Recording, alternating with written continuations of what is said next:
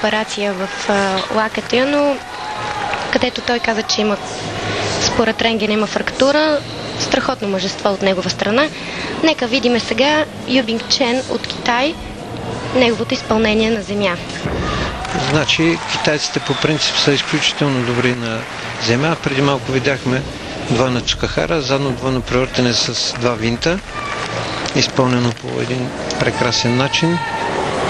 Опорна везна. Просто китайците са фантастични изпълнители на този уред.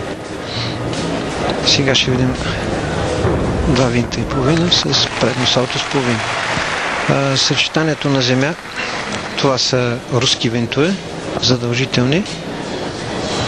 От тук следва силова стойка. Също не акробатично упражнение, което е задължително като група да бъде изпълнено.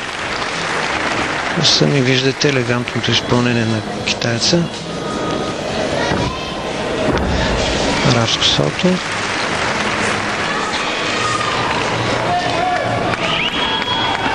Финалната серия най-вероятно Цукахара. Сами видяхте, че имаше една крачка при приземяването, помогна си с хващане на групата с ръце. Тази крачица, която направи гимнастика,